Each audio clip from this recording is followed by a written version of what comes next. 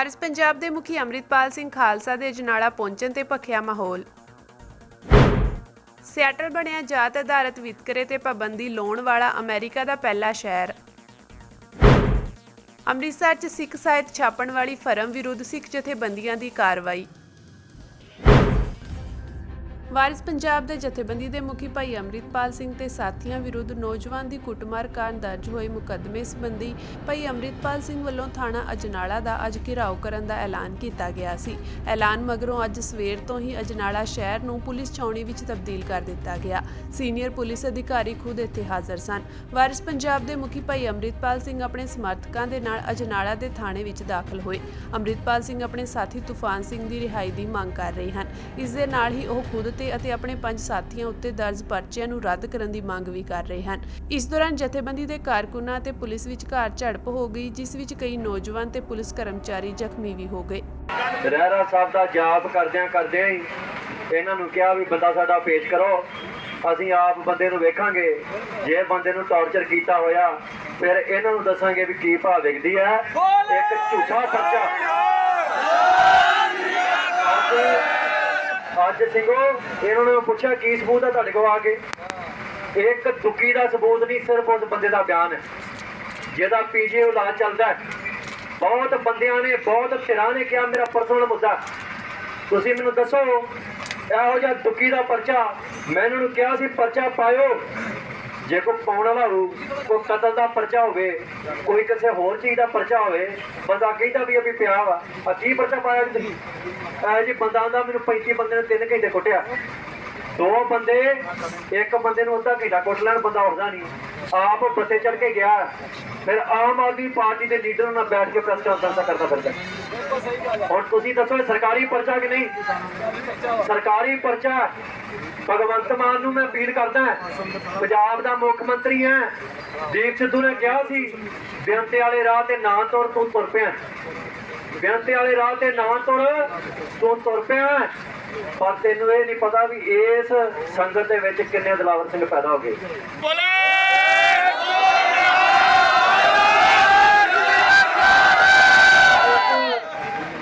ਮੈਂ ਉਹਦਾ ਨਾਂ ਨਹੀਂ ਜ਼ਬਾਨੋਂ ਲੈਂਦਾ, ਜ਼ਬਾਨ ਗੰਦੀ ਹੋ ਜਾਂਦੀ ਹੈ। ਮਹਾਰਾਜ ਦੀ ਹਜ਼ੂਰੀ 'ਚ ਖੜੇ ਆ।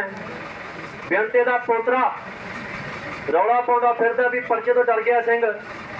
ਉਹਨੂੰ ਕਹ ਮੈਂ ਇੱਥੇ ਖੜਾ, ਜੇ ਤੂੰ ਵਾਕਈ ਉਹਦਾ ਪੋਤਰਾ ਹੈ, ਜਿਹਦਾ ਮੰਨਦਾ ਤੇ ਪਿਓ ਦਾ ਪੁੱਤ ਬਣ ਕੇ ਇੱਥੇ ਆ ਜਾ।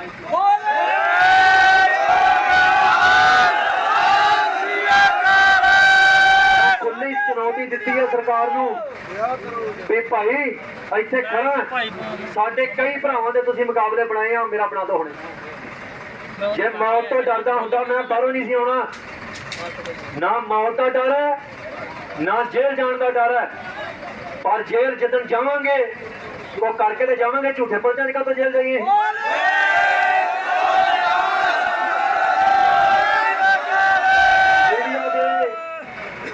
ਰਾਹੀਂ ਮੈਂ ਸਾਰਿਆਂ ਨੂੰ ਕਹਿ ਦੇਣਾ ਚਾਹੁੰਦਾ, ਸੰਗਤ ਥਾਵਾਂ ਤੇ ਰੋਕੀ ਹੈ। ਮਖੂ ਦੇ ਇਲਾਕੇ 'ਚ ਸਾਡੇ 20 ਸਿੰਘ ਲਾਪਤਾ ਕੀਤੇ ਨੇ ਪੁਲਿਸ ਨੇ। 11 ਸਿੰਘ ਮਖੂ ਥਾਣੇ 'ਚ ਗ੍ਰਿਫਤਾਰ ਨੇ। ਹੋਰ ਸਿੰਘ ਹਰੀਕੇ ਹੱਦ ਤੇ ਗ੍ਰਿਫਤਾਰ ਕੀਤੇ ਗਏ ਨੇ। ਉਹਨਾਂ ਦੀਆਂ ਬੱਸਾਂ ਖੋਹ ਲਈਆਂ ਗਈਆਂ, ਸੰਗਤਾਂ ਨੂੰ ਜਬਰੀ ਦਰਬਾਰ ਸਾਹਿਬ ਭੇਜਿਆ ਗਿਆ। ਇਹ ਸਾਰੇ ਮਸਲਿਆਂ 'ਚ ਮੈਂ ਸੰਗਤ ਨੂੰ ਕਹਿਣਾ ਵੀ ਆਪਾਂ ਇਹ ਸਾਰੇ ਮਸਲੇ ਹੱਲ ਕਰਾ ਕੇ ਉੱਠਣਾ, ਨਹੀਂ ਤੇ ਇਹ ਜਾਣਨ ਇਹਨਾਂ ਦਾ ਕੰਮ ਜਾਣੇ ਕਹਿੰਦੇ ਕੋਰਟ ਦਾ ਕੰਮ ਹੁੰਦਾ। ਮੈਂ ਕਿਹਾ ਜਦੋਂ ਪੇਸ਼ ਕਰਨਾ ਸੀ ਐਤਵਾਰ ਨੂੰ ਤੂਫਾਨ ਸਿੰਘ ਨੂੰ ਲੈ ਕੇ ਐਤਵਾਰ ਜਦ ਛੁੱਟੀ ਜਾਂਦੇ, ਜਦੋਂ ਆਪਣੀ ਮਰਜ਼ੀ ਸੀ ਰਾਤ 12 ਵਜੇ ਅਦਾਲਤ ਖੁੱਲ ਜਾਂਦੀ ਹੈ। ਜਦੋਂ ਪਰਚਾ ਕੈਂਸਲ ਕਰਨਾ ਹੋਵੇ ਫਿਰ ਇਹ ਕਹਿੰਦੇ ਨੇ ਸਾਨੂੰ ਘੰਟੇ ਇੰਨੇ ਚਾਹੀਦੇ ਆ। ਸਾਨੂੰ ਭਾਈ ਘੰਟੇ 1.5 'ਚ ਕਾਰਵਾਈ ਕਰੋ ਜਿਹੜੀ ਕਰਨ ਵਾਲੀ ਆ। ਕਾਗਜ਼ ਬਣਾਏ ਨੇ, ਲਿਖਦਿਆਂ ਟਾਈਮ ਲੱਗਦਾ, ਪੜ੍ਹਦਿਆਂ ਕੋਈ ਟਾਈਮ ਨਹੀਂ ਲੱਗਦਾ ਹੁੰਦਾ।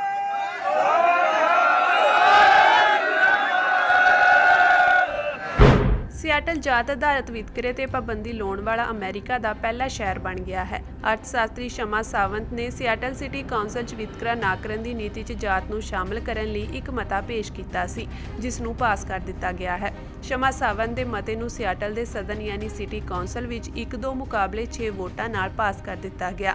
ਅਮਰੀਕਾ ਵਿੱਚ ਜਾਤ ਆਧਾਰਿਤ ਵਿਤਕਰੇ ਦੇ ਮਾਮਲੇ 'ਚ ਇਸ ਨਤੀਜੇ ਦਾ ਵੱਡਾ ਅਸਰ ਪੈ ਸਕਦਾ ਹੈ। ਮਤਾ ਪਾਸ ਹੋਣ ਮਗਰੋਂ ਸਾਵੰਤ ਨੇ ਕਿਹਾ ਕਿ ਸਾਡੇ ਅੰਦੋਲਨ ਕਾਰਨ ਸਿਆਟਲ 'ਚ ਜਾਤ ਆਧਾਰਿਤ ਵਿਤਕਰੇ ਤੇ ਪਾਬੰਦੀ ਲਗਾ ਦਿੱਤੀ ਗਈ ਹੈ। ਦੇਸ਼ 'ਚ ਇਹ ਪਹਿਲੀ ਵਾਰ ਹੋਇਆ ਹੈ।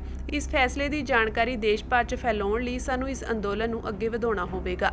ਸਿਆਟਲ ਵਿੱਚ ਜਾਤ ਆਧਾਰਿਤ ਵਿਤਕਰੇ ਤੇ ਪਾਬੰਦੀ ਲਗਾਉਣ ਵਾਲੇ ਅਤੇ ਅਹਿਮ ਭੂਮਿਕਾ ਨਿਭਾਉਣ ਵਾਲੇ ਇਕੁਐਲਿਟੀ ਲੰਬਸ ਨੇ ਕਿਹਾ ਕਿ ਇਸ ਫੈਸਲੇ ਨਾਲ ਪਿਆਰ ਨੇ ਨਫ਼ਰਤ ਤੇ ਜਿੱਤ ਹਾਸਲ ਕਰ ਲਈ ਹੈ। ਮਤ ਖਿਲਾਫ ਮੁਹਿੰਮ ਚਲਾਉਣ ਵਾਲੇ ਹਿੰਦੂ ਅਮਰੀਕਨ ਫਾਊਂਡੇਸ਼ਨ ਨੇ ਕਿਹਾ ਕਿ ਦੱਖਣੀ ਏਸ਼ੀਆਈ ਲੋਕਾਂ ਨੂੰ ਵੱਖ ਕਰਨਾ ਅਤੇ ਗੈਰ ਵਿਤਕਰੇ ਵਾਲੀ ਨੀਤੀ 'ਚ ਜਾਤ ਨੂੰ ਜੋੜਨਾ ਉਸੇ ਨੀਤੀ ਦੀ ਉਲੰਘਣਾ ਹੈ ਜਿਸ 'ਚ ਹੁਣ ਸੋਧ ਕੀਤੀ ਗਈ ਹੈ। Ambedkar Phule network of American Dalit and Bahujan ਦੀ ਮੁੱਢ ਟੀਮ ਨੇ ਕਿਹਾ ਕਿ ਵਿਵਾਦਿਤ ਕਾਉਂਸਲ ਮੈਂਬਰ ਵੱਲ ਮਾੜੀ ਭਾਵਨਾ ਨਾਲ ਅਤੇ ਜਲਦਬਾਜ਼ੀ 'ਚ ਲਿਆਂਦਾ ਗਿਆ ਆਰਡੀਨੈਂਸ ਸਿਰਫ ਦੱਖਣੀ ਏਸ਼ੀਆਈ ਲੋਕਾਂ ਖਾਸ ਕਰਕੇ ਦਲਿਤਾਂ ਅਤੇ ਬਹੁਜਨਾਂ ਨੂੰ ਨੁਕਸਾਨ ਪਹੁੰਚਾਏਗਾ।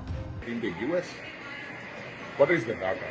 How many cases have been filed? How many discrimination cases have filed? Let the city council have gone through those data. Are they accurate?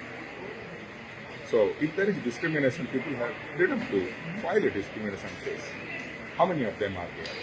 Nobody has gone through any actual data. So no research has been done. The repercussion of this kind of ordinance has never been thought of. All of a sudden, we are just going through the process that adding caste a specific list in the discrimination. That's not correct.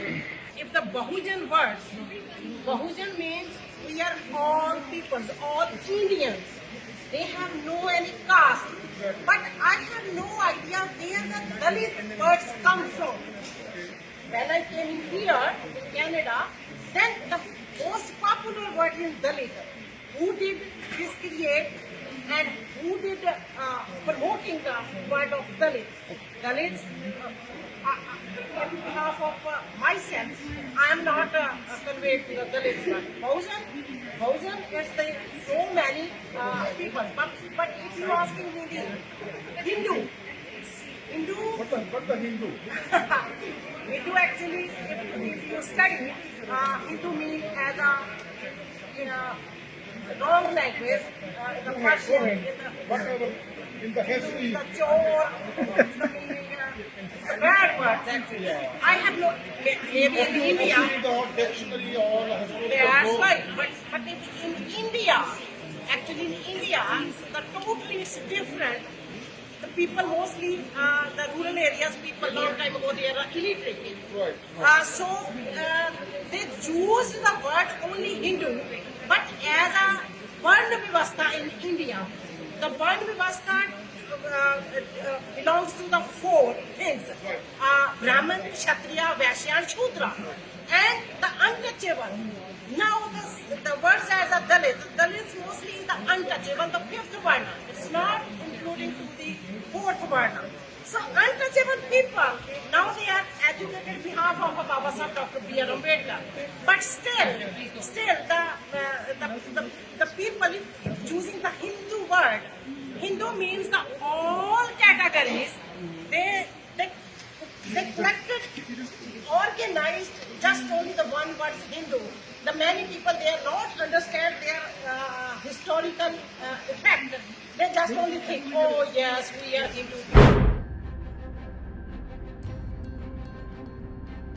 Amritsar ਵਿੱਚ ਸਿੱਖ ਸਾਹਿਤ ਛਾਪਣ ਵਾਲੀ firm ਭਾਈ ਚੇਤਰ ਸਿੰਘ ਜੀਵਨ ਸਿੰਘ ਵਿਰੁੱਧ ਸਿੱਖ ਜਥੇਬੰਦੀਆਂ ਨੇ ਕਾਰਵਾਈ ਕੀਤੀ ਹੈ। ਸ਼੍ਰੋਮਣੀ ਗੁਰਦੁਆਰਾ ਪ੍ਰਬੰਧਕ ਕਮੇਟੀ ਅਤੇ ਸਤਿਕਾਰ ਕਮੇਟੀ ਦੇ ਮੈਂਬਰ ਬੁੱਧਵਾਰ ਸ਼ਾਮ ਨੂੰ ਪ੍ਰਿੰਟਿੰਗ ਪ੍ਰੈਸ ਤੇ ਪਹੁੰਚੇ ਅਤੇ ਉੱਥੇ ਹੋ ਰਹੀ ਬੇਅਦਬੀ ਤੋਂ ਬਾਅਦ ਪ੍ਰਿੰਟਿੰਗ ਦਾ ਕੰਮ ਰੁਕਵਾ ਦਿੱਤਾ ਗਿਆ। ਇਸ ਮੌਕੇ ਪੁਲਿਸ ਅਧਿਕਾਰੀ ਵੀ ਉਹਨਾਂ ਦੇ ਨਾਲ ਸਨ। ਸਤਿਕਾਰ ਕਮੇਟੀ ਦੇ ਮੈਂਬਰਾਂ ਨੇ ਦੱਸਿਆ ਕਿ ਭਾਈ ਚੇਤਰ ਸਿੰਘ ਜੀਵਨ ਸਿੰਘ ਪ੍ਰਿੰਟਿੰਗ ਪ੍ਰੈਸ ਵਿਖੇ ਗੁਟਕਾ ਸਾਹਿਬ ਅਤੇ ਪੋਥੀਆਂ ਦੀ ਛਪਾਈ ਦਾ ਕੰਮ ਕਾਫੀ ਸਮੇਂ ਤੋਂ ਚੱਲ ਰਿਹਾ ਹੈ।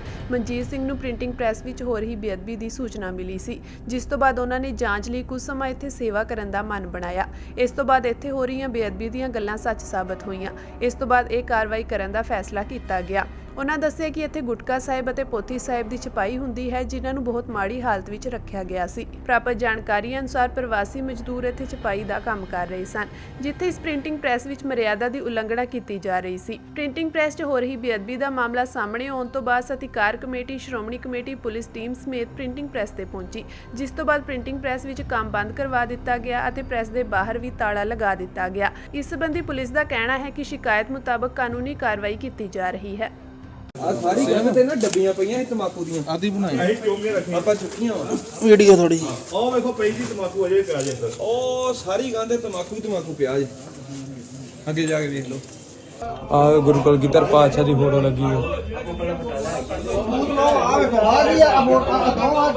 ਫੋਟੋਆਂ ਲਾਈਆਂ ਤੇ ਮਹਾਰਾਜ ਜੀ ਇੱਥੇ ਕਰਨਾ ਚਾਹੀਦਾ ਹੁਣ ਇੱਥੇ ਕੌਣ ਬੈਠਾ ਕੌਣ ਨਹੀਂ ਬੈਠਾ ਅੱਡਾ ਨਹੀਂ ਆਪਣੇ ਮਾਲਕ ਆਪੇ ਪਤਾ ਲੱਗ ਜਾਣਾ ਜਾਂ ਮਹਾਰਾਜ ਵੇਖੋ ਮਹਾਰਾਜ ਬਿਨਾ ਪਾਸ਼ੋ ਕੀ ਹਾਲ ਬਣਾਤਾ ਇਹਨਾਂ ਨੇ, ਵੇਖੋ ਗੁਰਮਾਰ ਦੀ ਕੁਰਬਾਨੀ ਦਾ। ਕੋਈ ਨਹੀਂ ਸੀਲ ਬਾਬਾ ਜੀ ਆਪਾਂ ਇਹ ਸੀਲ ਹੀ ਕਰਾ ਦੇਣੀ ਸਿੰਘਾ। ਆ ਵੇਖੋ ਬਾਬਾ ਜੀ ਤਮਾਕੂ ਦੀਆਂ ਕਿੰਨੀਆਂ ਡੱਬੀਆਂ ਆ ਫੜਾਂ ਸਾਰੀਆਂ। ਜਾਓ ਤੁਸੀਂ ਭਾਈ ਸਾਹਿਬ ਆ ਗਏ ਆਪਾਂ, ਜਾਓ ਤੁਸੀਂ ਆਪਾਂ ਆ ਗਏ ਨਾ ਮਗਰ ਜਾਓ ਤੁਸੀਂ ਕੋਈ ਨਹੀਂ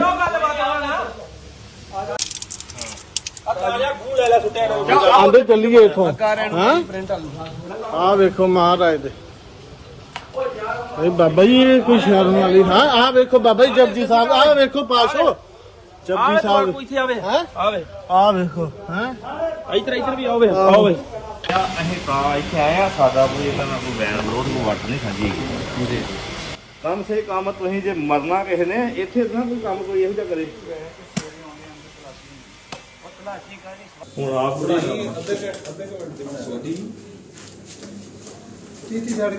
ਬੜਾ ਕਰਦੇ ਜਾਇਆ ਕਰੋ।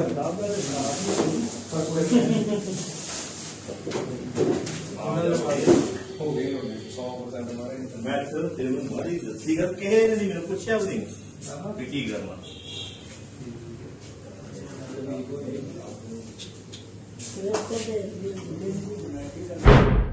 ਕੌਮੀ ਇਨਸਾਫ ਮੋਰਚੇ ਦੀ ਤਾਲਮੇਲ ਕਮੇਟੀ ਦਾ 5 ਮੈਂਬਰੀ ਜਥਾ ਮੋਹਾਲੀ ਤੋਂ ਲੁਧਿਆਣਾ ਦੇ ਡੀਐਮਸੀ ਹਸਪਤਾਲ ਪਹੁੰਚਿਆ। ਉਹ ਬਾਪੂ ਸੂਰਜ ਸਿੰਘ ਖਾਲਸਾ ਨੂੰ ਮੋਰਚੇ ਵਿੱਚ ਸ਼ਾਮਿਲ ਕਰਨ ਦੇ ਲਈ ਲੈਣ ਆਏ ਸਨ, ਜਦਕਿ ਡੀਐਮਸੀ ਪ੍ਰਸ਼ਾਸਨ ਨੇ ਉਹਨਾਂ ਨੂੰ ਨਹੀਂ ਲਿਜਾਣ ਦਿੱਤਾ। ਵੱਡੀ ਗਿਣਤੀ ਵਿੱਚ ਪੁਲਿਸ ਦੇ ਮੁਲਾਜ਼ਮ ਵੀ ਹਸਪਤਾਲ ਵਿੱਚ ਤੈਨਾਤ ਸਨ।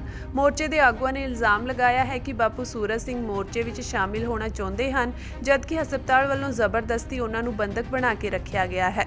ਪੁਲਿਸ ਨੇ ਮੋਰਚੇ ਨੂੰ ਦੱਸਿਆ ਕਿ ਕਮਿਸ਼ਨਰ ਦੇ ਆਉਣ ਤੋਂ ਬਾਅਦ ਹੀ ਫੈਸਲਾ ਹੋਵੇਗਾ। ਉਧਰ ਕੌਮੀ ਇਨਸਾਫ ਮੋਰਚੇ ਦੇ ਆਗੂ ਹਸਪਤਾਲ ਵਿੱਚ ਹੀ ਧਰਨੇ ਤੇ ਬੈਠ ਗਏ ਸਨ ਅਤੇ ਉਹਨਾਂ ਨੇ ਹੁਣ 48 ਘੰਟੇ ਦਾ ਪ੍ਰਸ਼ਾਸਨ ਨੂੰ ਅਲਟੀਮੇਟਮ ਦਿੱਤਾ ਹੈ ਕਿ ਜੇਕਰ ਉਹਨਾਂ ਨੇ ਬਾਪੂ ਸੂਰਜ ਸਿੰਘ ਨੂੰ ਨਹੀਂ ਜਾਣ ਦਿੱਤਾ ਤਾਂ ਉਹ ਵੱਡਾ ਪ੍ਰੋਗਰਾਮ ਉਲੀਕਣਗੇ।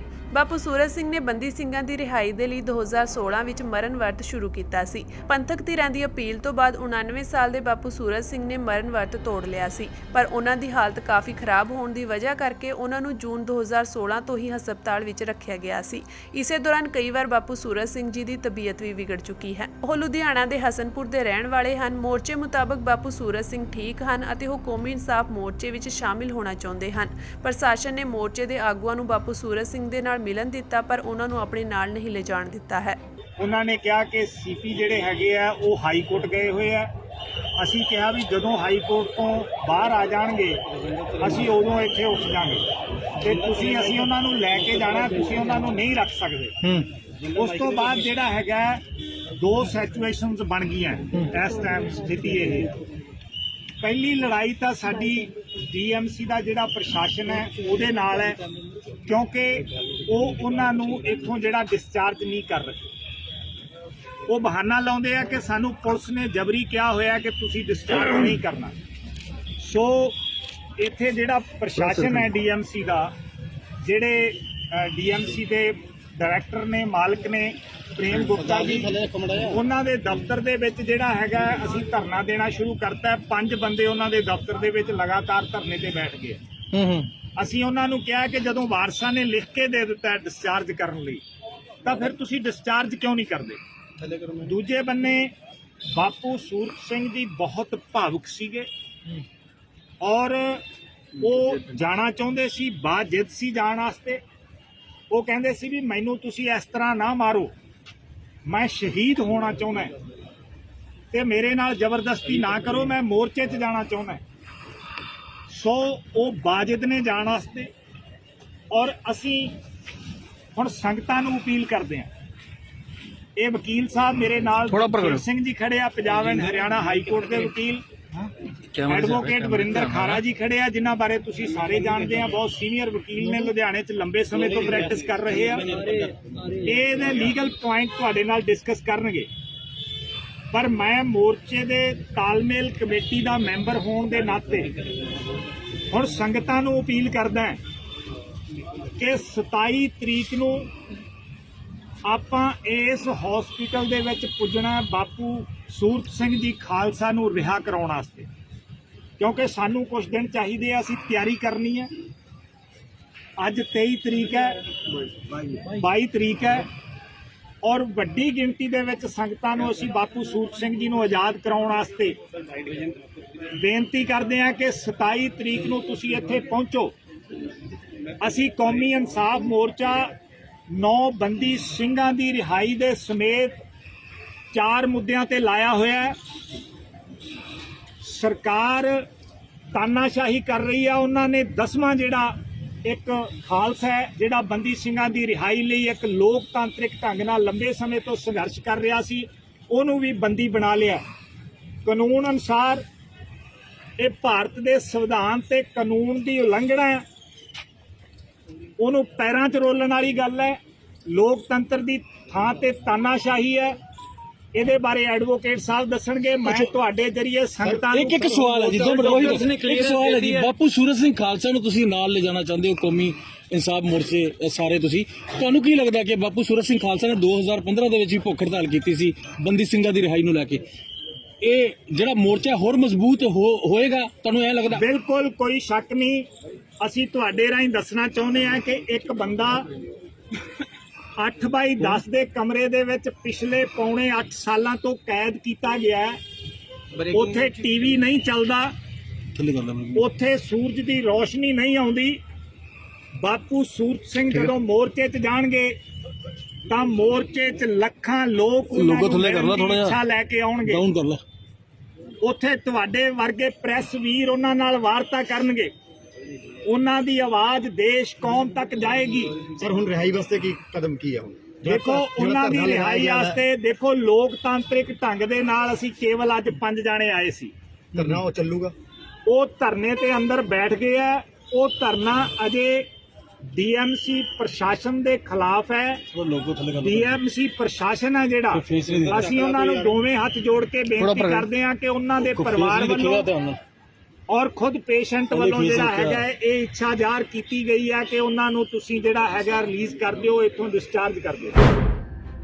ਸ਼੍ਰੋਮਣੀ ਅਕਾਲੀ ਦਲ ਦੀ ਸੀਨੀਅਰ ਆਗੂ ਅਤੇ ਸਾਬਕਾ ਕੇਂਦਰੀ ਮੰਤਰੀ ਹਰਸਿਮਰਤ ਕੌਰ ਬਾਦਲ ਨੇ ਬਠਿੰਡਾ ਦਾ ਦੌਰਾ ਕੀਤਾ ਅਤੇ ਵਰਕਰਾਂ ਨਾਲ ਮੀਟਿੰਗ ਕੀਤੀ। ਇਸ ਮੌਕੇ ਕੇਂਦਰੀ ਮੰਤਰੀ ਹਰਸਿਮਰਤ ਕੌਰ ਬਾਦਲ ਨੇ ਕਿਹਾ ਕਿ ਪੰਜਾਬ ਦੀ ਸਰਕਾਰ ਦਿੱਲੀ ਦੇ ਮੁੱਖ ਮੰਤਰੀ ਅਰਵਿੰਦ ਕੇਜਰੀਵਾਲ ਚਲਾ ਰਹੇ ਹਨ। ਸਾਬਕਾ ਕੇਂਦਰੀ ਮੰਤਰੀ ਹਰਸਿਮਰਤ ਕੌਰ ਬਾਦਲ ਨੇ ਕਿਹਾ ਕਿ ਆਮ ਆਦਮੀ ਪਾਰਟੀ ਭ੍ਰਿਸ਼ਟਾਚਾਰ ਨੂੰ ਖਤਮ ਕਰਨ ਦੀ ਗੱਲ ਕਰਦੀ ਹੈ, ਪਰ ਇਸ ਦੇ ਆਪਣੇ ਮੰਤਰੀ ਅਤੇ ਵਿਧਾਇਕ ਸਭ ਤੋਂ ਵੱਡੇ ਭ੍ਰਿਸ਼ਟ ਹਨ। ਉਨ੍ਹਾਂ ਕਿਹਾ ਕਿ ਕਾਂਗਰਸ ਪ੍ਰਧਾਨ ਰਾਜਾ ਵੜਿੰਗ ਪੰਜਾਬ ਸਰਕਾਰ ਵਿਰੁੱਧ ਆਵਾਜ਼ ਨਹੀਂ ਉਠਾ ਰਹੇ ਹਨ ਕਿਉਂਕਿ ਉਹਨਾਂ ਨੂੰ ਡਰ ਹੈ ਕਿ ਟਰਾਂਸਪੋਰਟ ਵਿੱਚ ਕੀਤੇ ਘਪਲੇ ਕਾਰਨ ਉਹ ਜੇਲ੍ਹ ਵਿੱਚ ਜਾ ਸਕਦੇ ਹਨ। ਹਰਸਿਮਰਤ ਕੌਰ ਬਾਦਲ ਦਾ ਕਹਿਣਾ ਹੈ ਕਿ ਸ਼੍ਰੋਮਣੀ ਅਕਾਲੀ ਦਲ ਨੇ ਅਮਿਤ ਰਤਨ ਨੂੰ ਇਸ ਕਰਕੇ ਪਾਰਟੀ ਵਿੱਚੋਂ ਬਾਹਰ ਕੱਢਿਆ ਸੀ ਕਿਉਂਕਿ ਉਹ ਭ੍ਰਿਸ਼ਟ ਸਨ।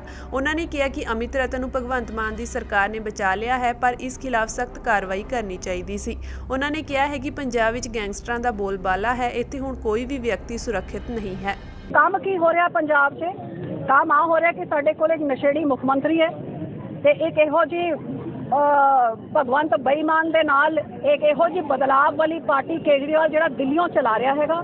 ਹਰੇਕ ਮੰਤਰੀ ਦੇ ਨਾਲ ਇਹਦਾ ਬੰਦਾ ਬੈਠਿਆ, ਇਕੱਲੇ ਪੰਜਾਬ ਨੂੰ ਲੁੱਟਣ ਵਾਸਤੇ ਲੱਗੇ ਹੋਏ ਨੇ। ਜਿਹੜਾ ਐਡ ਦਾ ਬਜਟ, ਇਸ਼ਤਿਹਾਰਾਂ ਦਾ ਬਜਟ 20 ਕਰੋੜ ਦਾ ਸਾਡੇ ਟਾਈਮ 'ਚ ਹੁੰਦਾ ਸੀ, ਹੁਣ 700 ਕਰੋੜ ਦੇ ਨਾਲ ਹਿੰਦੁਸਤਾਨ ਦੇ ਕੋਨੇ-ਕੋਨੇ 'ਚ ਆਮ ਆਦਮੀ ਦਾ ਪ੍ਰਚਾਰ ਹੋ ਰਿਹਾ ਹੈ। ਤੇ ਇੱਥੇ ਪੰਜਾਬ ਦੇ ਬੱਚੇ ਇਹ ਵਿਚਾਰੇ ਆਪ ਦਾ ਢਿੱਡ ਭਰਨ ਵਾਸਤੇ ਵਿਦੇਸ਼ਾਂ ਵੱਲ ਭੱਜ ਰਹੇ ਨੇ। ਗੈਂਗਸਟਰਾਂ ਦਾ ਰਾਜ ਚੱਲ ਰਿਹਾ ਹੈ। ਕੋਈ ਦੁਕਾਨਦਾਰ ਨਹੀਂ, ਕੋਈ ਕਿਸਾਨ ਨਹੀਂ, ਕੋਈ ਬੀਬੀ ਆਪਣੇ ਆਪ ਨੂੰ ਪੰਜਾਬ 'ਚ ਸੁਰੱਖਿਅਤ ਮਹਿਸੂਸ ਨਹੀਂ ਕਰਦੀ। ਦਿਨ ਦਿਹਾੜੇ ਲੁੱਟ ਖਸੁੱਟਾਂ ਹੋ ਰਹੀਆਂ ਨੇ, ਪੁਲਿਸ ਨੂੰ ਕੋਈ ਪਰਵਾਹ ਨਹੀਂ ਹੈਗੀ।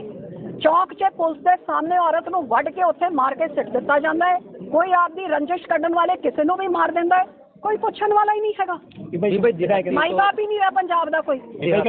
ਤੋਂ ਵਿਧਾਇਕ ਅਮਿਤ ਰਤਨ ਦੇ ਜਿਹੜੇ ਨਜ਼ਦੀਕੀ ਫੜੇ ਗਏ ਨੇ, ਲਗਾਤਾਰ ਤੁਸੀਂ ਵੀ ਸਵਾਲ ਚੁੱਕ ਰਹੇ ਹੋ ਕਿ ਅਮਿਤ ਰਤਨ ਇਹ ਭਗਵੰਤ ਬੇਈਮਾਨ ਦੀ ਕੱਟੜ ਇਮਾਨਦਾਰ ਸਰਕਾਰ ਦਾ ਇੱਕ ਤੀਜਾ ਸਬੂਤ।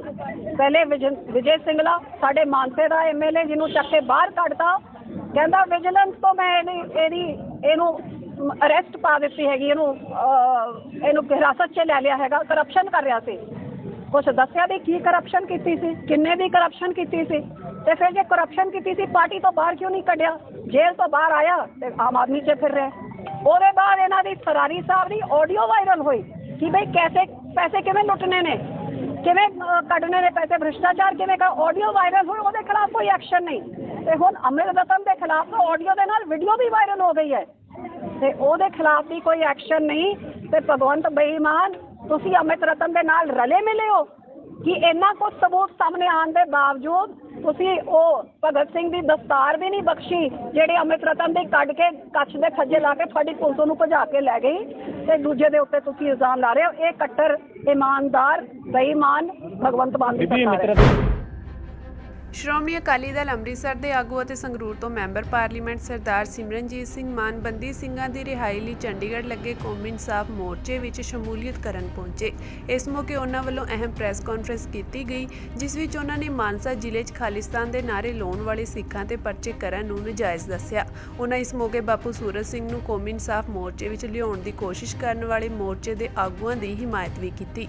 ਸੁਪਰੀਮ ਕੋਰਟ ਤੇ ਹਾਈ ਕੋਰਟ ਨੇ ਕਹਿਤਾ ਹੈ ਕਿ ਖਾਲਿਸਤਾਨ ਦੀ ਗੱਲ ਕਰਨੀ, ਖਾਲਿਸਤਾਨ ਦੀ ਕਾਨਫਰੰਸ ਕਰਨੀ, ਖਾਲਿਸਤਾਨ ਦੇ ਲਈ ਅਮਨ ਪਸੰਦ ਤਰੀਕੇ ਦੇ ਨਾਲ ਮੁਜ਼ਾਹਰਾ ਕਰਨਾ, ਉਹ ਕੋਈ ਜੁਰਮ ਨਹੀਂ ਬਣਦਾ ਹੈਗਾ। ਇਹ ਸਿੱਖਾਂ ਦਾ ਹੱਕ ਹੈ ਕਿ ਆਪਣੀ ਮੰਗ ਅਮਨ ਪਸੰਦ ਤਰੀਕੇ ਦੇ ਨਾਲ ਮੰਗ ਸਕਦੇ ਹੈ। ਤੇ ਗੁਰੂ ਗੋਬਿੰਦ ਸਿੰਘ ਮਹਾਰਾਜ ਦਾ ਹੁਕਮ ਹੈ, ਇਨ ਗਰੀਬ ਸਿੱਖੋਂ ਕੋ ਦੂਮ ਬਾਦਸ਼ਾਹੀ। ਸੋ ਮੇਰਾ ਮਤਲਬ ਹੈ ਕਿ ਸਿੱਖ 10ਵੇਂ ਪਾਤਸ਼ਾਹ ਦਾ ਹੁਕਮ ਮੰਨਦੇ ਹੈ, ਖਾਲਿਸਤਾਨ ਦੇ ਨਾਅਰੇ ਲਾਉਂਦੇ ਹੈ। ਬਿਲਕੁਲ ਉਹਨਾਂ ਦੇ ਉੱਤੇ ਕੋਈ ਰੁਕਾਵਟ ਨਹੀਂ ਹੈ। ਗਲਤ ਕੀਤਾ ਹੈ ਜੋ ਮਾਨਸਾ ਦੇ ਨਿਜ਼ਾਮ ਨੇ ਕੀਤਾ। ਅੱਜ ਬਾਪੂ ਸੂਰਤ ਸਿੰਘ ਹੋਣਾ ਨੂੰ ਮਿਲਣ 5 ਮੈਂਬਰੀ ਵਫਦ ਇੱਥੋਂ ਜਾਂਦਾ ਹੈ, ਉਹਨੂੰ ਬਾਪੂ ਸੂਰਤ ਸਿੰਘ ਹੋਣਾ ਨਾਲ ਮਿਲਣ ਨਹੀਂ ਦਿੱਤਾ ਜਾਂਦਾ। ਵਫਦ ਦਾ ਕਹਿਣਾ ਹੈ ਕਿ ਪੁਲਿਸ ਦੇ ਇੱਕ ਤਰੀਕੇ ਨਾਲ ਗਿਰਫਤ ਦੇ ਵਿੱਚ ਰੱਖਿਆ ਹੋਇਆ ਬਾਪੂ ਸੂਰਤ ਸਿੰਘ ਨੂੰ ਨਾ ਮਿਲਣ ਦਿੱਤਾ ਜਾ ਰਿਹਾ, ਨਾ ਉਹਨਾਂ ਨੂੰ ਵਾਪਸ ਆਉਣ ਦਿੱਤਾ ਜਾ ਰਿਹਾ। ਇਸ ਨੂੰ ਲੈ ਕੇ ਉਹ ਹਸਪਤਾਲ ਦੇ ਵਿੱਚ ਧਰਨਾ ਪ੍ਰਦਰਸ਼ਨ ਵੀ ਕੌਮੀ ਇਨਸਾਫ ਮੋਰਚੇ ਦਾ ਵਫਦ ਜਿਹੜਾ ਉਹ ਕਰਦਾ ਹੈ। ਬਹੁਤ ਸੋਹਣੀ ਗੱਲ ਹੈ ਜੀ। ਕੌਮੀ ਇਨਸਾਫ ਮੋਰਚੇ ਨੂੰ ਵੀ ਫਿਰ ਭਾਈ ਸੂਰਤ ਸਿੰਘ ਦੀ ਗੱਲ ਕਰਨੀ ਚਾਹੀਦੀ ਹੈ। ਅਸੀਂ ਤਾਂ ਹਮੇਸ਼ਾ ਕਰਦੇ ਰਹਿੰਦੇ ਹਾਂ, ਤੇ ਉਹ ਵੀ ਹਾਈ ਕੋਰਟ ਦੇ ਵਿੱਚ ਰਿਟ ਪਾਉਣੀ ਚਾਹੀਦੀ ਹੈ ਕਿ ਉਹਨਾਂ ਦੀ ਮੁਲਾਕਾਤ ਬੰਦ ਕਿਉਂ ਕੀਤੀ ਹੈ, ਜਦ ਉਹ ਗ੍ਰਿਫਤਾਰ ਤਾਂ ਹੈ ਨਹੀਂ ਗੇ, ਉਹਨਾਂ ਨੂੰ ਤਾਂ ਹਸਪੀਟਲ 'ਚ ਰੱਖਿਆ ਗਿਆ। ਸਰ, ਸ਼੍ਰੋਮਣੀ ਅਕਾਲੀ ਦਲ ਮਾਨ ਹਮੇਸ਼ਾ ਧਾਰਾ 25 ਦੀ ਗੱਲ ਕਰਦਾ ਰਹਿੰਦਾ ਸੀਗਾ, ਪਰ ਮੈਂਬਰ ਤੋਂ ਬਾਅਦ ਤੁਸੀਂ ਇਹ ਮੁੱਦਾ ਉੱਥੇ ਲੋਕ ਸਭਾ ਚੁੱਕਿਆ ਜਾਂ ਨਹੀਂ? ਖਾਲਸਾ ਜੀ 543 ਮੈਂਬਰ ਹੈ, ਉੱਥੇ ਟਾਈਮ ਮਿਲਦਾ ਹੈ ਜਿਹੜੀ ਪਾਰਟੀ ਦੇ ਮੈਂਬਰ ਜ਼ਿਆਦਾ ਹੋਣ। ਤੁਹਾਡੀ ਪਾਰਟੀ ਦਾ ਇੱਕ ਮੈਂਬਰ ਹੈ, ਸਾਰੀਆਂ ਗੱਲਾਂ ਤਾਂ ਕਰਤੀਆਂ, ਹੋਰ ਦੱਸੋ ਕਿਹੜੀ ਗੱਲ ਰਹਿ ਗਈ ਹੈ ਜਿਹੜੀ ਨਹੀਂ ਕੀਤੀ ਹੈਗੀ? ਬੰਦੀਆਂ ਦੀ ਗੱਲ ਕਰਤੀ ਹੈ। 60,000 ਜਿਹੜੇ ਸਿੱਖ ਜ਼ਿਮੀਂਦਾਰ ਮੋਦੀ ਨੇ 2013 ਦੇ ਵਿੱਚ ਜ਼ਮੀਨਾਂ ਜਾਇਦਾਦਾਂ ਤੋਂ ਬੇਦਖਲ ਕਰਤੇ ਸੀ, ਉਹਨਾਂ ਦੀ ਗੱਲ ਕਰਤੀ ਹੈ। ਸਿੱਖਾਂ ਦੀ ਜਿਹੜੀ ਰਹਿੰਦੀ ਖੁੰਦੀ ਗੱਲ ਹੈ ਉਹ ਵੀ ਕਰਤੀ ਹੈ। ਪਰ ਤੁਸੀਂ ਇਹ ਦੱਸੋ ਕਿ ਤੁਸੀਂ ਕਦੋਂ ਮੋਰਚਾ ਲਾਓਗੇ ਕਿ ਸਿਮਰਨਜੀਤ ਸਿੰਘ ਮਾਨ ਨੂੰ ਟਾਈਮ ਦਿੱਤਾ ਜਾਵੇ? ਜਿੱਦਣ ਤੁਸੀਂ ਉੱਥੇ ਪਾਰਲੀਮੈਂਟ 'ਚ ਆ ਕੇ ਕਹਿਤਾ ਮੈਂ ਸ਼ਹੀਦ ਹੋਣ ਨੂੰ ਤਿਆਰ ਹੈ, ਜੇ ਸਿਮਰਨਜੀਤ ਸਿੰਘ ਮਾਨ ਨੂੰ ਟਾਈਮ ਨਾ ਦਿੱਤਾ ਤਾਂ ਫਿਰ ਮੈਂ ਮੰਨੂਗਾ ਕਿ ਸਵਾਲ ਪੁੱਛਣ ਵਾਲਾ ਸਿਰਫ ਸਵਾਦ ਨਹੀਂ ਲੈ ਰਿਹਾ, ਇਹ ਸਹੀ ਸਵਾਲ ਚੱਕ ਰਿਹਾ। ਭਾਈ ਅਮਰਤਪਾਲ ਸਿੰਘ ਦੇ ਖਿਲਾਫ ਇੱਕ ਤਰਫਾ ਮਾਹੌਲ ਸਿਰਜਿਆ ਜਾ ਰਿਹਾ, ਉਹਨਾਂ ਦੇ ਸਾਥੀਆਂ ਦੇ ਨਾਲ ਘਟਨਾਕ੍ਰਮ ਹੁੰਦਾ ਹੈ ਤਾਂ ਉਹਦੇ ਵਿੱਚ ਭਾਈ ਅਮਰਤਪਾਲ ਸਿੰਘ ਦੇ ਵੀ FIR ਦਰਜ ਕੀਤੀ ਗਈ ਹੈ, ਉਹਨਾਂ ਦੀ ਗ੍ਰਿਫਤਾਰੀ ਵਾਸਤੇ ਪੁਲਿਸ ਦੇ ਪ੍ਰਸ਼ਾਸਨ ਦੇ ਵੱਲੋਂ ਕੀਤਾ ਗਿਆ। ਅਮਰਤਪਾਲ ਸਿੰਘ ਜੀ ਬਹੁਤ ਸੋਹਣਾ ਮਹਾਰਾਜ ਦਾ ਪ੍ਰਚਾਰ ਕਰ ਰਹੇ ਹੈ, ਅੰਮ੍ਰਿਤ ਪ੍ਰਚਾਰ ਕਰਾ ਰਹੇ ਹੈ, ਜਿਹੜਾ SCP ਨੇ ਛੱਡਿਆ ਹੋਇਆ ਹੈ, ਤੇ ਜਿਹੜੇ ਲੋਕ ਨਸ਼ੇ ਖਾਂਦੇ ਆ ਉਹ ਛੁਡਾ ਰਹੇ ਹੈ, ਤੇ ਬਹੁਤ ਸੋਹਣਾ ਕੰਮ ਕਰ ਰਹੇ ਹੈ। ਫੈਡਰਲ ਬਿਊਰੋ ਆਫ ਇਨਵੈਸਟੀਗੇਸ਼ਨ ਦੁਆਰਾ ਦੇਸ਼ ਵਿਆਪੀ ਘਟਨਾਵਾਂ ਦੇ ਸਾਲਾਨਾ ਸੰਕਲਨ ਦੇ ਅਨੁਸਾਰ 2021 ਵਿੱਚ ਅਮਰੀਕਾ ਵਿੱਚ ਨਫ਼ਰਤ ਪ੍ਰੇਰਿਤ ਅਪਰਾਧ ਵਿੱਚ ਯਹੂਦੀ ਅਤੇ ਸਿੱਖ ਦੋ ਸਭ ਤੋਂ ਵੱਧ ਨਿਸ਼ਾਨਾ ਬਣਾਏ ਗਏ ਧਾਰਮਿਕ ਸਮੂਹ ਹਨ। FBI ਨੇ ਕਿਹਾ ਕਿ 2021 ਵਿੱਚ ਧਰਮ ਨਾਲ ਸੰਬੰਧਿਤ ਕੁੱਲ 1005 ਨਫ਼ਰਤੀ ਅਪਰਾਧਾਂ ਦੀ ਰਿਪੋਰਟ ਕੀਤੀ ਗਈ ਸੀ। FBI ਅਨੁਸਾਰ ਧਰਮ ਆਧਾਰਿਤ ਅਪਰਾਧਾਂ ਦੀਆਂ ਸਭ ਤੋਂ ਵੱਡੀਆਂ ਸ਼੍ਰੇਣੀਆਂ ਵਿੱਚ ਯਹੂਦੀ ਵਿਰੋਧੀ ਘਟਨਾਵਾਂ 31.9% ਅਤੇ ਸਿੱਖ ਵਿਰੋਧੀ ਘਟਨਾਵਾਂ 21.3% ਹਨ। ਇਸ ਦੇ ਨਾਲ ਹੀ ਮੁਸਲਿਮ ਵਿਰੋਧੀ ਘਟਨਾਵਾਂ 9% 9.5%, ਕੈਥੋਲਿਕ ਵਿਰੋਧੀ ਘਟਨਾਵਾਂ 6.1% ਅਤੇ ਪੂਰਬੀ ਆਰਥੋਡਾਕਸ ਵਿਰੋਧੀ ਘਟਨਾਵਾਂ 6.5% ਸਨ। FBI ਦੇ 2021 ਦੇ ਅੰਕੜਿਆਂ ਅਨੁਸਾਰ 64.8% ਪੀੜਤਾਂ ਨੂੰ ਨਿਸ਼ਾਨਾ ਬਣਾਇਆ ਗਿਆ ਸੀ, ਕਿਉਂਕਿ ਅਪਰਾਧੀ ਆਪਣੀ ਨਸਲ ਜਾਤੀ ਪ੍ਰਤੀ ਪੱਖਪਾਤੀ ਸੀ। ਇਸ ਦੇ ਨਾਲ ਗੈਰ ਗੋਰੇ ਜਾਂ ਅਫਰੀਕੀ ਅਮਰੀਕੀਆਂ ਨੂੰ ਵੀ ਵੱਡੇ ਪੱਧਰ ਤੇ ਨਿਸ਼ਾਨਾ ਬਣਾਇਆ ਗਿਆ ਅਤੇ ਉਹਨਾਂ ਦੀ ਗਿਣਤੀ 63.2% ਸੀ। ਰਿਪੋਰਟਿੰਗ ਏਜੰਸੀਆਂ ਦੀ ਸਮੁੱਚੀ ਸੰਖਿਆ 2021 ਵਿੱਚ 15,138 ਤੋਂ ਘਟ ਕੇ 11,834 ਹੋ ਗਈ ਹੈ। ਇਸ ਲਈ ਸਾਲਾਂ ਵਿੱਚ ਡੇਟਾ ਦੀ ਭਰੋਸੇਯੋਗਤਾ ਨਾਲ ਤੁਲਨਾ ਨਹੀਂ ਕੀਤੀ ਜਾ ਸਕਦੀ ਹੈ। ਬਰਤਾਨਵੀ ਸਰਕਾਰ ਨੇ ਪਾਰਲੀਮੈਂਟ ਵਿੱਚ BBC ਤੇ ਇਸ ਦੀ ਸੰਪਾਦਕੀ ਆਜ਼ਾਦੀ ਦਾ ਮਜ਼ਬੂਤੀ ਨਾਲ ਬਚਾਅ ਕੀਤਾ ਹੈ। ਸੁਨਕ ਸਰਕਾਰ ਨੇ BBC ਦੀ ਹਮਾਇਤ ਅਜਿਹੇ ਮੌਕੇ ਕੀਤੀ ਹੈ ਜਦੋਂ ਆਮਦਨ ਕਰ ਵਿਭਾਗ ਨੇ ਪਿਛਲੇ ਹਫ਼ਤੇ BBC ਇੰਡੀਆ ਦੇ ਨਵੀਂ ਦਿੱਲੀ ਤੇ ਮੁੰਬਈ ਵਿਚਲੇ ਦਫ਼ਤਰਾਂ ਵਿੱਚ ਲਗਾਤਾਰ 3 ਦਿਨ ਸਰਵੇ ਆਪਰੇਸ਼ਨ ਚਲਾਇਆ ਸੀ। ਵਿਦੇਸ਼ ਰਾਸ਼ਟਰਮੰਡਲ ਤੇ ਵਿਕਾਸ ਦਫ਼ਤਰ ਦੇ ਜੂਨੀਅਰ ਮੰਤਰੀ ਡੇਵਿਡ ਰੂਟਲੇ ਨੇ ਹਾਊਸ ਆਫ ਕਾਮਨਸ ਵਿੱਚ ਇੱਕ ਸਵਾਲ ਦੇ ਜਵਾਬ ਵਿੱਚ ਕਿਹਾ ਕਿ ਸਰਕਾਰ ਆਮਦਨ ਕਰ ਵਿਭਾਗ ਵੱਲੋਂ BBC ਇੰਡੀਆ ਤੇ ਲਾਏ ਦੋਸ਼ਾਂ ਬਾਰੇ ਟਿੱਪਣੀ ਨਹੀਂ ਕਰ ਸਕਦੀ, ਕਿਉਂਕਿ ਚੱਲਦੀ ਜਾਂਚ ਦੌਰਾਨ ਅਜਿਹਾ ਨਹੀਂ ਕੀਤਾ ਜਾ ਸਕਦਾ। ਹਾਲਾਂਕਿ ਮੰਤਰੀ ਨੇ ਇਸ ਗੱਲ ਤੇ ਵਿਸ਼ੇਸ਼ ਜ਼ੋਰ ਦਿੱਤਾ ਕਿ ਮੀਡੀਆ ਦੀ ਆਜ਼ਾਦੀ ਤੇ ਬੋਲਣ ਦੀ ਆਜ਼ਾਦੀ ਮਜ਼ਬੂਤ ਜਮਹੂਰੀਅਤ ਦੇ ਜ਼ਰੂਰੀ ਅੰਸ਼ ਹਨ। ਰੂਟਲੇ ਨੇ ਕਿਹਾ ਕਿ ਯੂਕੇ ਦੇ ਭਾਰਤ ਨਾਲ ਮੋਕਲੇ ਤੇ ਡੂੰਘੇ ਰਿਸ਼ਤੇ ਹਨ, ਜਿਸ ਤੋਂ ਭਾਵ ਹੈ ਕਿ ਯੂਕੇ ਵੱਖ-ਵੱਖ ਮੁੱਦਿਆਂ ਤੇ ਉਸਾਰੂ ਤਰੀਕੇ ਨਾਲ ਗੱਲਬਾਤ ਕਰਨ ਦੇ ਸਮਰੱਥ ਹੈ। ਮੰਤਰੀ ਨੇ ਕਿਹਾ ਕਿ ਅਸੀਂ BBC ਦੇ ਨਾਲ ਖੜੇ ਹਾਂ, ਅਸੀਂ BBC ਨੂੰ ਫੰਡ ਦਿੰਦੇ ਹਾਂ। ਸਾਡਾ ਮੰਨਣਾ ਹੈ ਕਿ BBC ਵਰਲਡ ਸੇਵਾ ਅਹਿਮ ਹੈ। ਅਸੀਂ ਚਾਹੁੰਦੇ ਹਾਂ ਕਿ BBC ਨੂੰ ਸੰਪਾਦਕੀ ਆਜ਼ਾਦੀ ਹੋਵੇ। ਉਹਨਾਂ ਕਿਹਾ ਕਿ ਇਹ ਸਾਡੀ ਸਰਕਾਰ ਦੀ ਨੁਕਤਾਚੀਨੀ ਕਰਦੇ ਹਨ ਅਤੇ ਲੇਬਰ ਪਾਰਟੀ ਵਿਰੋਧੀ ਧਿਰ ਨੂੰ ਵੀ ਭੰਡਦੇ ਹਨ ਤੇ ਸਾਡਾ ਮੰਨਣਾ ਹੈ ਕਿ ਇਸ ਦੀ ਇਹੀ ਆਜ਼ਾਦੀ ਅਹਿਮ ਹੈ। ਇਹ ਆਜ਼ਾਦੀ ਅਹਿਮ ਹੈ ਤੇ ਅਸੀਂ ਭਾਰਤ ਸਰਕਾਰ ਸਣੇ ਕੁੱਲ ਆਲਮ ਵਿਚਲੇ ਆਪਣੇ ਦੋਸਤਾਂ ਤੱਕ ਇਸ ਦੀ ਅਹਿਮੀਅਤ ਪੁੱਜਦੀ ਕਰਨਾ ਚਾਹੁੰਦੇ ਹਾਂ।